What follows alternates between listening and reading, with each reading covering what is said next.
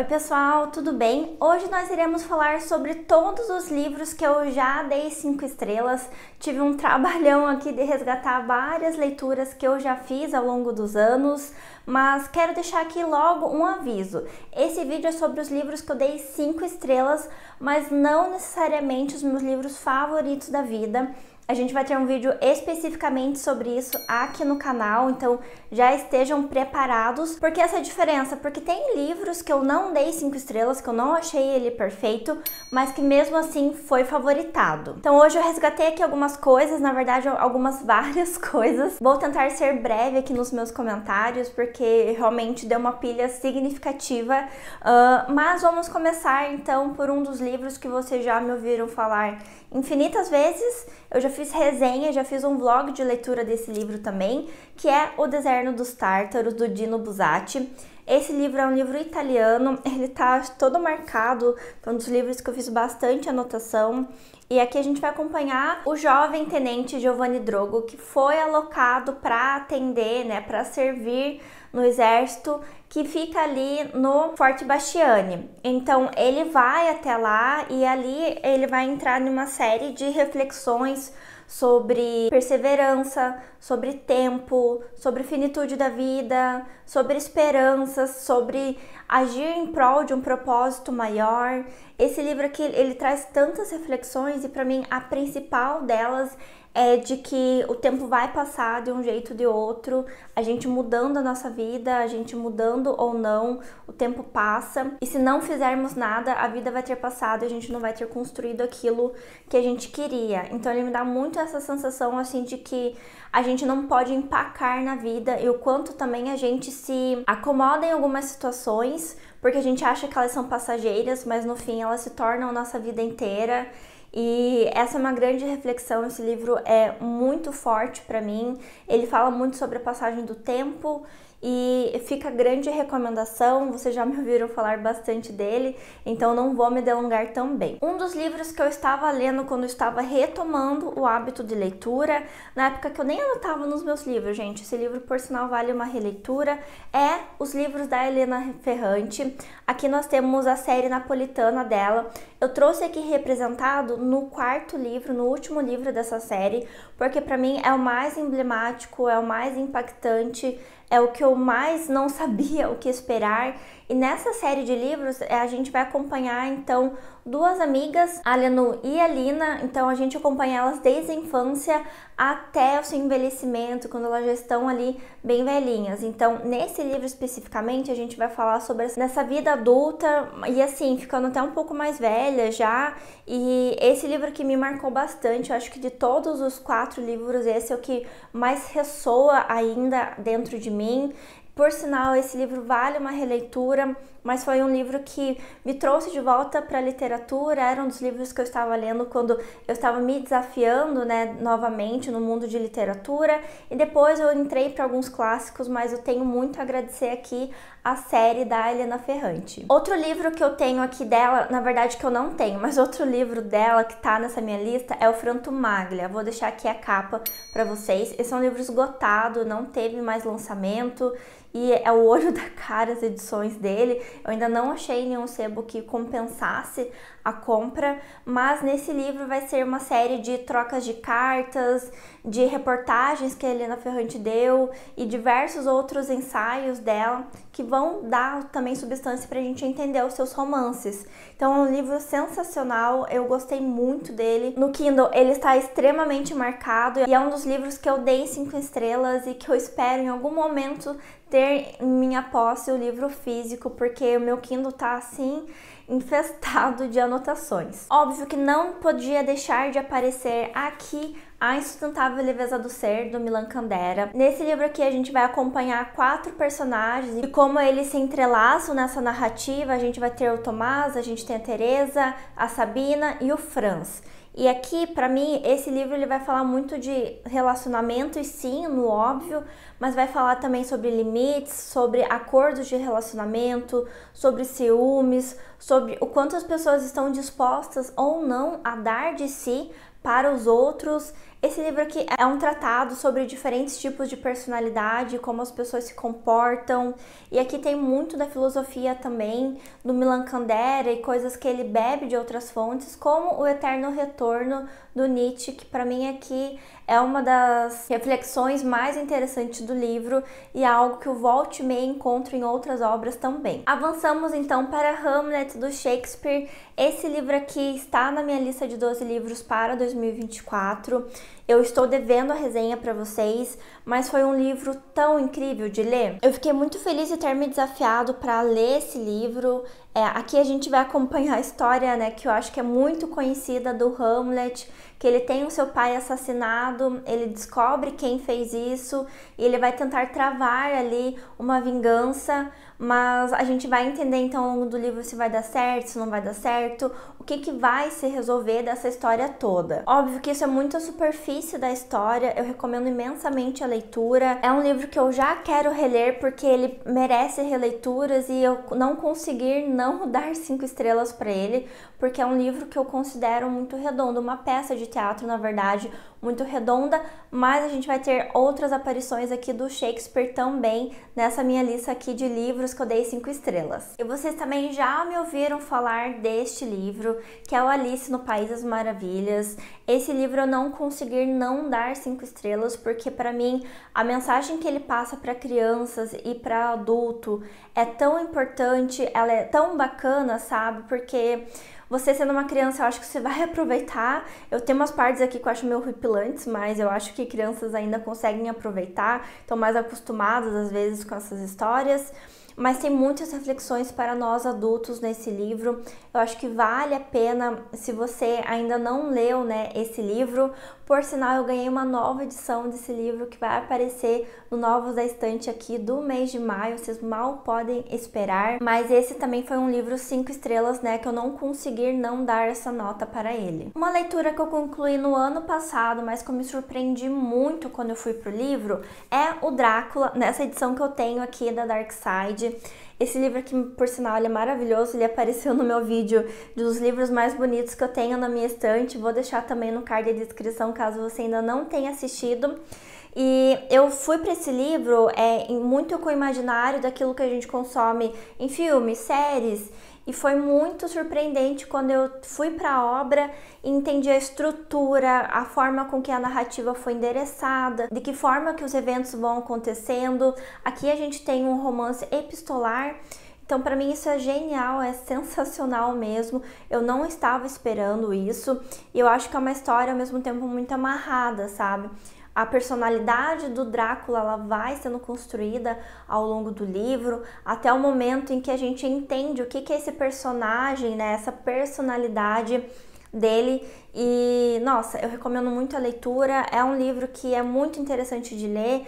É um calhamacinho, né? Ele tem aí suas 550 páginas, mas vale a pena essa leitura aqui. É uma leitura muito fluida, por mais que seja um livro maiorzinho, quando você vê, você já terminou o livro, porque ele é muito interessante, você quer saber, né, as coisas que vão acontecer, se vai dar certo, se eles vão vencer o Drácula, se não vão vencer, o que vai acontecer nessa história. Então fica aí essa indicação. Avançamos para Cândido ou Otimismo, livro este que temos resenha, por sinal, tudo que eu falar que a gente tiver resenha ou que tem vídeo vai estar aqui na descrição desse vídeo. Esse livro ali me marcou tanto, mas tanto, que eu quero reler ele ainda esse ano. Não sei em que momento que eu conseguirei fazer isso. Talvez role um vlog de leitura, algo nesse sentido, mas não tem nada definido ainda. Mas aqui a gente vai acompanhar então o Cândido, que ele é esse personagem que foi afastado de sua amada, e a gente entra numa série de intempéries que ele vai passando, sendo que ele foi formado, ele foi mentorado por uma personalidade, por um personagem dessa história que vai falar para ele que o mundo que ele está vivendo é o melhor possível dos mundos. Então, por mais ruim que a situação esteja, aquele é o melhor possível que poderia estar acontecendo, mesmo que aquela situação não seja boa. Então, daí vem, né, o Cândido, o otimismo. Só que ele tem uma mensagem final aqui que não é spoiler, não considero spoiler, mas ele fala que é preciso cultivar do nosso jardim. E para mim, eu tiro muito a reflexão de como que não importa a gente querer resolver os problemas do mundo, a gente tem que cuidar primeiro do nosso, daquilo que nos pertence, aquilo que está à nossa volta, cuidar dos nossos amados, cuidar de nós mesmos, antes de querer resolver todos os problemas do mundo. Então, eu recomendo essa leitura. É um livro curtinho e ele é um livro episódico. Então, aquele livro que ele tem um textinho que ele é meio que o spoiler do capítulo. São capítulos super curtos. Você já sabe o que vai acontecer nele. E é um livro bem frenético, assim, vai acontecendo várias coisas ao mesmo tempo. Outro livro que está aí no meu radar para releitura é Frankenstein, da Mary Shelley. Eu li nessa edição da Penguin. E, por sinal, gente, olha, tá tudo marcado. Eu fiz até dividido pelas cores aqui, quando eu fiz a leitura deste livro. E na mesma pegada de Drácula, é um livro que eu não esperava nem um terço do que eu encontrei aqui. Qual não foi a minha surpresa de saber que o Frankenstein é o médico, é o doutor, não a criatura, e a criatura nem nome tem. E eu também não estava esperando a forma com que o livro é estruturado, como a narrativa é profunda. E como vocês sabem que eu amo o tema da solidão, me surpreendeu muito a solidão aqui dos dois personagens, e conhecendo um pouco da história da Mary Shelley, que tem aqui na introdução, a gente percebe também essa solidão na própria Mary Shelley. Eu tenho um vídeo que eu fiz essa correlação, vou deixar também aqui na descrição para vocês verem, é um livro que eu gostei bastante de fazer. Por sinal, aqui no começo do livro, bem aqui nesse iniciozinho, aqui na ponta, são todas as menções ou relações que eu fiz com a solidão, e eu acho que é a parte que mais tem flag marcada. Eu achei interessantíssimo esse livro, então por isso ele levou também 5 estrelas dessa que vos fala. E não tem como falar de livro 5 estrelas sem falar sobre o Diário de um Homem Supérfluo. Esse livro que a gente vai acompanhar esse personagem que descobre que está morrendo e ele resolve criar, começar a escrever um diário para acompanhar seus dias finais, enquanto ele rememora um evento da sua vida no qual ele se justifica, ele se baseia nesse evento para se autodenominar homem supérfluo. Livro sensacional. A gente tem aqui uma playlist de leitura guiada que eu fiz para esse livro, lendo cada entrada de diário e comentando elas, então não vou me prolongar também. Fica aqui a sugestão para vocês assistirem caso ainda não tenham visto. Ainda na seara dos russos, nós temos mais 2 livros aqui. O primeiro é A Senhoria, do Dostoiévski. Esse livro aqui, ele me arrebatou e foi onde eu tive primeira vez o contato com o Homem Supérfluo. Isso me levou então para o Diário de um Homem Supérfluo, do Turgenev. Mas aqui a gente vai ter uma narrativa muito interessante, um pouco onírica, que você não sabe o que está acontecendo de fato, o que é um sonho, o que é talvez uma alucinação do personagem, que em determinado momento vai ser, nosso personagem principal, ele vai ser inquilino da senhoria, que é a senhoria que carrega o nome aqui do livro, sendo que ela tem um personagem, ela tem um homem que a acompanha, que a gente não sabe muito bem até o meio pro fim do livro quem que é esse personagem na vida dela. Se é o pai, se é o amante, se é o irmão, se é o amigo, enfim. E ele, nosso personagem principal, o Urdinov, ele vai se entremear nessa relação, vai se enfiar ali, porque ele fica muito abismado com ela, ele fica muito atraído por ela, só por ter visto ela uma vez só, mas tudo bem, Esse livro aqui que eu gosto muito, é um dos livros que eu também tenho mais anotados, mais rabiscados, fica a indicação dele para vocês. E temos também um livro aqui que foi muito difícil para mim ler, mas pensa assim, um livro que me deu crise de ansiedade, me deu angústia, eu não conseguia ler o livro, me dava assim uma coceira até, que é O Duplo, do Dostoiévski. Esse aqui foi o seu segundo livro publicado e é um livro que eu não gostei da experiência de leitura, mas é um livro que eu carrego comigo até hoje. Volta e meia me pego pensando nele, e o que o Dostoiévski fez aqui merece 5 estrelas. Nesse livro a gente vai acompanhar o Goliathkin, que é o nosso personagem principal, que em determinado momento da obra vai se deparar com o seu dupla ou o seu sósia, que é o mesmo nome que a gente encontra aqui este livro em outras edições. E a gente vai perceber então o embate desses dois personagens, dele com o seu duplo. E ele é angustiante, esse livro, porque é como você estar dentro da mente de uma pessoa que está perdendo a sanidade. E óbvio que isso vai ser desconfortável, né? Então eu acho que o meu desconforto vivenciado nessa leitura diz muito respeito à genialidade de como Dostoiévski fez essa obra. Porque se ele não fosse tão bom em fazer isso, talvez não te ficasse tão desconfortável.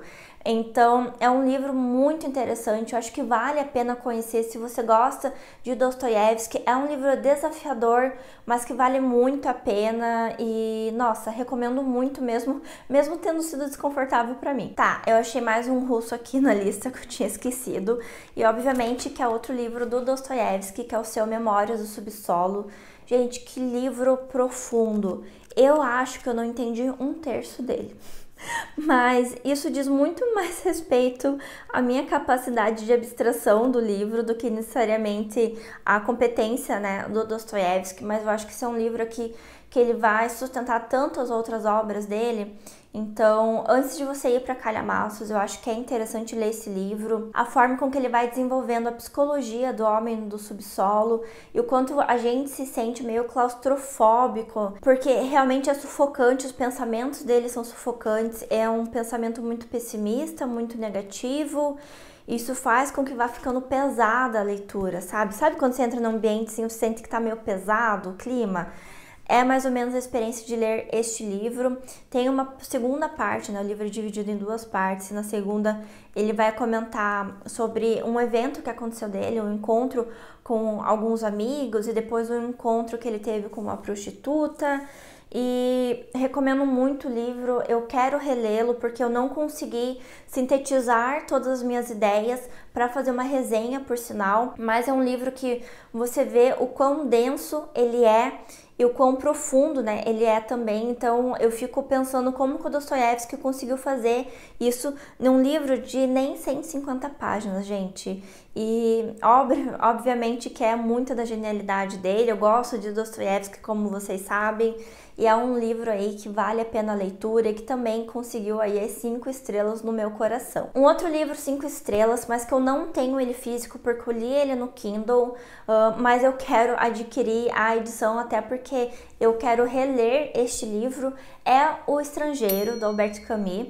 E esse livro, gente, me arrebatou. A gente já tem resenha aqui para ele também no canal, vai estar aqui no card da descrição. Mas a forma com que o autor mostra pra gente uma personalidade, digamos assim, diferente, porque a gente tem esse personagem que parece que ele não sente nada, ele não sente amor, sofrimento, paixão, raiva. Se bem que no final a gente vê um pouco de raiva na personalidade dele, né, sendo um pouco trazido à tona. Mas é um livro incrível. A gente começa com o livro, né, na primeira página, com ele falando que a mãe dele morreu, que ele recebeu um telegrama, que ele não sabe que a morte dela se foi ontem, se foi anteontem. E a forma com que a gente vê ele relatando esse evento com um embotamento emocional muito grande, já dá o tom de como a narrativa vai acontecer. Ele vai cometer um crime nesse livro também, e a gente vai entender daí o porquê que ele cometeu esse crime, as justificativas que ele dá e o que vai acontecer com ele a partir deste evento. E temos, gente, um outro livro aqui que, nossa, eu sei que vocês odeiam, grande parte das pessoas odeiam esse livro, a gente também tem resenha aqui, vai estar na descrição, que é O Apanhador no Campo de Centeio. Esse livro eu acho ele fenomenal, da mesma forma com que o duplo incomoda, e eu acho que isso é um elogio até mesmo pro próprio autor. Aqui a gente também vai acompanhar esse personagem adolescente que é chato, que é repetitivo, que fala palavrão, e ele é incômodo em muitos momentos, e eu acho que isso vai muito também de encontro com a capacidade do Salinger de trazer um personagem tão real. Porque ele é um personagem muito real, gente. Quem não foi um adolescente pentelho, chato, e o quão não é também difícil passar pela adolescência. A gente vê tudo isso bem retratado aqui nesse livro. Nós adentramos nessa história com o nosso personagem principal, o Holden, sendo expulso da instituição que ele está, do internato que ele está. Em vez de ele ir para casa e lidar com as consequências disso, ele resolve passar 3 noites, 3 dias em Nova York, sozinho, perambulando. E a gente vai entender então um pouco dessa solidão que ele vivencia. Ele vivencia outros sentimentos muito profundos aqui. Convido vocês a assistirem a minha resenha e é um livro que eu acho que vale a pena a gente ser um pouco mais paciente na leitura e tentar colocar essas lentes também da idade dele e de como ele está sofrendo e quanto que aqueles eventos que estão acontecendo vão desencadear outras coisas. É muito possível a gente ver melancolia neste livro, é um livro muito melancólico. Resgatei da estante um livro que eu irei reler, por sinal, acredito que já no mês de junho, que é O Hobbit. Eu li esse livro, gente, eu não sei quando, queria ter anotado no meu livro quando que eu o li, mas eu achei sensacional esse livro, gostei muito. A narrativa do Tolkien, ela é muito inteligente, ela é muito interessante, ela é muito magnética também, você fica realmente conectado com o livro. Neste nós vamos acompanhar a jornada do Bilbo Bolseiro, que é convocado para uma aventura com uma trupe ali de anões, através do Gandalf, que ele vai ter um papel mega importante, que é cometer um roubo. E é muito interessante porque a gente fica se questionando como que esse personagem, meio paspalhão às vezes, muito simples, muito também querendo do bom e do melhor do conforto, se incomodando com as viagens porque não é confortável, que ele quer a cama dele, que ele quer os bebidas dele, etc. Como que ele vai, então, conseguir fazer esse roubo que a gente vem a saber neste livro? Acho que todo mundo que já assistiu O Hobbit ou assistiu O Senhor dos Anéis sabe do que eu tô falando. E é um livro muito bom e estou muito ansiosa para iniciar esta releitura. Tá, O Hobbit me faz voltar às origens, mas outra coisa que vocês sabem que me faz voltar às origens é o Harry Potter. E eu destaco os 2 livros 5 estrelas para mim dele, tá? O primeiro é O Prisioneiro de Azkaban. Eu adoro de paixão esse livro, gente. Ele foi tão... ele me passou tanto uma sensação de esperança quando eu li ele, porque nesse livro a gente vai ter, né, a descoberta de que o Harry tem um padrinho e é a conexão dele que ele vai ter com alguma família de verdade, uma família mais amorosa, já que os tios dele não são assim. E é um livro que eu gosto muito e eu vejo que é o primeiro livro que ele já está um pouco mais maduro. Ele está amadurecendo, ele já não é mais uma criança em si. Óbvio que ele ainda é muito jovem, mas os problemas e as coisas que vão acontecendo, elas vão ficando mais complexas e mais profundas. Da mesma forma, nós temos então o Harry Potter e a Ordem da Fênix. O meu livro está até sem o brilho aqui no Potter, mas para mim esse é o melhor livro de toda a série do Harry Potter, é o meu preferido. Ele também é 5 estrelas. E novamente, pelo mesmo motivo que eu gosto do Prisioneiro de Azkaban, eu acho que é uma história muito redonda. E aqui a Rowling vai conseguir encadear todos os eventos que estavam acontecendo nos últimos livros, né, nos livros anteriores, em uma profecia que a gente vai ter conhecimento nesse livro. E quando eu vi o que ela estava amarrando e o que estava acontecendo e o que vai acontecer com o Harry também, por que ele é o Harry Potter e por que o Voldemort escolheu ele para tentar matar ele e a sua família. Então esse aqui é o livro que vai responder várias dessas questões e para mim assim foi o supra-sumo da leitura. E se eu não me engano, foi o livro que eu mais li. Se não me engano, eu li esse livro 9 vezes e os outros eu li entre 5 e 6 vezes, mas eu li mais esse porque ele é meu favorito. Gente, não parece muito normal falar, né, que eu lia tantas vezes o mesmo livro, mas hoje eu entendo que eu sou uma autista, que eu hiperfoco em literatura, em leitura, e nessa época era a história, né, que mais me arrebatava, que mais me movimentava. Eu cresci lendo Harry Potter, então eu vou dar essa passada de pano pra mim de que tá tudo certo, tá tudo dentro do esperado. Gente, eu me perdi em quantos russos tinha nessa lista aqui, sendo bem sincera com vocês. Quando eu comentei com vocês que eu estava lendo, né, Amiga Genial, toda a série napolitana ali da Helena Ferrante, eu me deparei com uma promoção no Submarino, eu acho, na época, e eu consegui adquirir um livro que estava barato. Eu nem sabia o que eram promoções ainda, gente, eu era uma jovem inocente, mal sabia o que estava por vir, mas eu adquiri então o Ana Karenina e foi o primeiro clássico que eu li e que me trouxe de vez aí para dentro do universo da literatura. Esse livro aqui, eu lembro que eu li ele em 2 semanas, eu fiquei totalmente inebriada por essa história. Ele também está cheio de anotações. Esse livro, por sinal, eu não conseguiria ler ele novamente nessa edição, eu precisaria de uma nova, porque ele tá muito rabiscado. E nós vamos acompanhar que é a história então da Anna Karenina e a sua traição, sua infidelidade e as consequências dessa infidelidade tanto na vida dela quanto do seu esposo, do seu amante, do seu filho e etc. Aqui nós acompanhamos também uma outra narrativa, que é a do Living e da Kitty, um outro casal em potencial aqui, e eu gosto muito mais desse segundo arco do que da Anna Karenina. Eu lembro que quando chegava as partes dela, eu ficava, ai não, eu não quero ler essa parte, eu quero ler a parte do Living. Eu sei que tem gente que odeia o Living, acha ele um chato, mas eu gosto, gente. Vamos aceitar, cada um gosta daquilo que lhe convém e eu gosto pessoalmente. E eu fiquei muito feliz de ter lido esse livro, isso me deu gás, me deu ânimo para ler muitas outras coisas.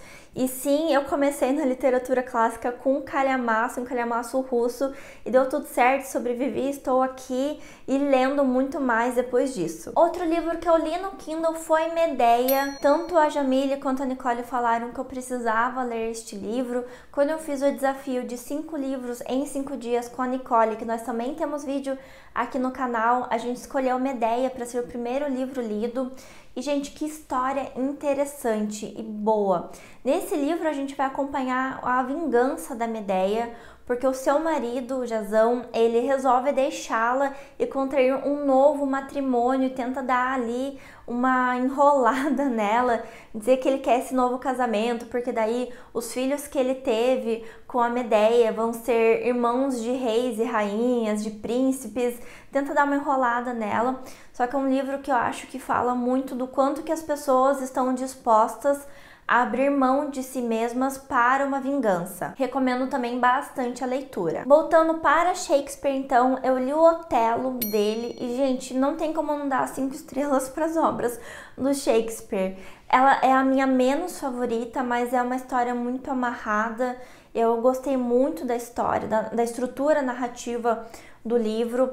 Aqui nós vamos acompanhar o Otelo, que vai ser enrolado ali, né, pelos seus amigos de que sua esposa o está traindo e vai ter uma série de consequências com base nisso. As histórias do Shakespeare sempre tem uma traição, sempre tem algo nesse sentido, eu acho super interessante. Vamos então para o último livro do Shakespeare que eu tenho aqui nessa lista, foi o Macbeth, e essa é a minha segunda história preferida do Shakespeare das 3 que eu li. A primeira é o Hamlet, depois Macbeth e depois Otelo. E eu gostei bastante dessa história, eu acho que ela fala muito de como que nós somos influenciados e somos influenciáveis, por conta de que aqui o Macbeth ele vai ter contato ali com uma profecia, dizendo que ele vai se tornar rei, e a esposa dele acaba influenciando quando ela fica sabendo dessa notícia, de que ela influencia-o para que ele mate o rei, e aí, gente, daí pra frente só ladeira abaixo. Então, um livro bem interessante. Eu gosto do final que ambos os personagens têm, o Macbeth quanto a Lady Macbeth. Eu recomendo bastante aqui a leitura dessa obra. Ela é minúscula, gente. Nessa edição aqui que eu tenho da LPM, que ela é pequenininha, né? Ela tem 120 páginas. Então dá para ler super rápido e ticar mais um livro do Shakespeare na nossa lista aí de leitura, que é um autor, obviamente, que merece ser lido. Uma das leituras desse ano que eu fiz, se eu não me engano, eu não sei se foi em 2 ou 3 dias, mas foi assim uma leitura muito rápida que eu fiz, porque foi um livro que eu fiquei muito obsessiva com ele, e eu acho que da mesma forma com que os personagens são obsessivos, a gente fica na leitura. É O Morro dos Ventos Uivantes, da Emily Brontë. Esse livro aqui é sensacional, gente. Você pode amar os personagens, você pode odiar, mas olha, dizer que é ruim, eu acho que é um pouco difícil. Se você não gosta, tudo bem, continuamos amigos, mas nesse livro nós vamos acompanhar, então, a narrativa do Heathcliff e da Catherine. Eles são ali... O Heathcliff, ele é um personagem que ele foi adotado, né, pelo pai da Catherine. Eles crescem juntos em determinado momento se apaixonam, só que a Catherine, sabendo, né, de tudo que aconteceria se ela ficasse com o Heathcliff, que não tem nada, coitada, ela era um pé rapado, ela não ia ter a vida que ela precisava ter. E a gente sabe que nesta época era muito difícil, né, a gente ter casamentos por amor, por paixão.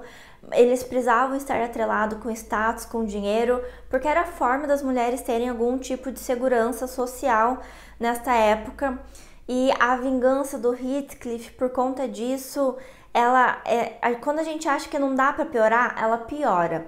Mas eu gosto muito da construção do personagem, eu acho que é um livro bem amarrado e o Heathcliff pra mim é um dos melhores personagens da literatura, a forma com que a autora construiu as camadas da personalidade dele, o quanto que ele sofre por conta das suas próprias atitudes, o quanto que ele abre mão dele para ele poder conseguir atingir a sua vingança, é assim irreparável. Um livro que eu li, eu acho que foi no mês passado, gente, eu me perco, o tempo passa muito rápido, foi o Água Viva, da Clarice Lispector. Gente, eu não sei se eu entendi muito desse livro também, ele está todo marcado com flags, como vocês podem ver, mas eu acho que precisa ter muita coragem e muita segurança do que você está fazendo para escrever um livro como este. Aqui a Clarice vai trabalhar com um fluxo de consciência, assim, ela parece uma avalanche de informações e sentimentos em cima do papel. E é muito profundo, tem muitas reflexões muito bonitas aqui. Eu não consigo dizer exatamente sobre o que se trata esse livro, não consigo fazer uma sinopse dele, mas é um livro de intensas reflexões, provocações e de um fluxo de consciência muito diferente. Recomendo a leitura, eu dou 5 estrelas para ele porque eu acho que tem que ter muito controle, na minha humilde concepção, daquilo que você quer fazer para você conseguir chegar num resultado final como esse, porque é muito fácil ficar sem pé nem cabeça, e não é o que acontece aqui. Outro livro que eu li no desafio de 5 livros em 5 dias foi A Metamorfose, que eu tenho nessa minha edição do Kafka. História é essa que a gente vai se deparar com o Gregor Samsa, que acorda um belo dia metamorfoseado em um inseto, e gente, que livro! Que livro sensacional! Eu não sei como que o Kafka, e talvez fosse uma das expectativas que eu tinha de que o personagem fosse lidar com a sua metamorfose de forma de repulsa a si mesmo. Mas não é isso que acontece, é muito mais de como as relações são impactadas por conta disso, do que ele em relação a ele mesmo. Ele tá muito mais em relação à família dele, os relacionamentos que ele está travando, do que ele ficar enojado de si mesmo ou com repulsa de si mesmo. Livro sensacional, comentei com ele sobre no vídeo, né? Comentei sobre ele no vídeo dos 5 livros em 5 dias. Vão lá assistir que eu trago um pouco mais as minhas percepções. E eu trouxe aqui também um dos últimos livros que se tornou uma obsessão minha, que eu estou lendo tudo que eu posso sobre ele. É Os 100 Anos de Solidão, do Gabriel Garcia Marques. Eu trouxe aqui nessa edição maravilhosa que eu tenho, que se tornou aqui meu atual xodó. Mas aqui a gente vai ter então a construção geracional de uma família dos Buendia ao longo de 7 gerações, bem como a construção do povoado de Macondo, além de fazer várias correlações com a história, com guerras, muito permeado de solidão e de personagens que têm personalidades muito individuais, muito particulares e que você consegue distinguir um do outro. E quando eu li esse livro, eu não dei 5 estrelas, mas ao longo do tempo em que eu estou estudando para fazer a resenha, estou me deleitando com esse processo, eu não consegui não dar 5 estrelas para ele, porque eu não sei como que o Gabriel Garcia Marques conseguiu fazer isto, mas ele fez. Confesso que eu gostaria que o livro tivesse um pouco mais de páginas, porque tem muita coisa acontecendo, mas é um livro que quando acabou, assim, eu queria que ele não tivesse acabado, eu queria que ele tivesse continuado. Bom, e um dos últimos livros que eu li, eu terminei ele nesta semana, para ser mais exata, é a biografia do Tolkien. Gente, eu achei que eu não fosse a pessoa de biografias, mas me surgiu a oportunidade de ler esse livro. Eu fiquei abismada o quanto que eu me conectei com a história, Vocês vão rir de mim, mas no final eu terminei o livro com água nos olhos porque o Tolkien morreu. E sim, gente, eu já sabia que ele ia morrer, porque afinal, né, de contas, enfim, eu fiquei angustiada com ele se degladiando ali com o processo de publicação, O Senhor dos Anéis, processo de escrita, sendo que eu já li todos os livros, então eu sei que deu tudo certo no final. Mas considero então que é muito atributo dessa biografia de conseguir fazer com que eu me conectasse tanto com a história e com esse personagem, nessa personalidade que é o Tolkien e toda a sua família, e foi muito, muito boa a experiência de leitura. Quero ler absolutamente tudo que esse homem já colocou à mão.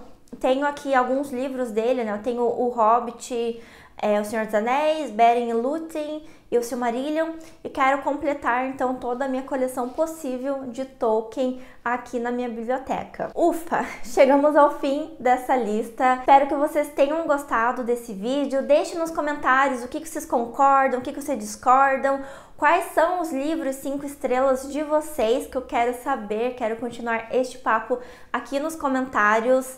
Se você assistiu até aqui, meu muito obrigada. Não esquece de deixar um like, de se inscrever e de compartilhar esse vídeo com outra pessoa que pode se interessar também por este vídeo. Quero agradecer aos membros do canal que têm feito a diferença no meu dia a dia. E considere você também se tornar um membro do canal, pois essa é uma das formas de se apoiar o meu trabalho e dessa forma eu consigo continuar aqui dedicando tempo para produzir esse conteúdo. Outra forma de você apoiar o meu trabalho é adquirir qualquer desses livros através dos links que eu deixei aqui no card de descrição. Assim eu ganho uma pequena comissão, você não precisa pagar mais nada por isso. Espero ver você no próximo vídeo aqui do canal.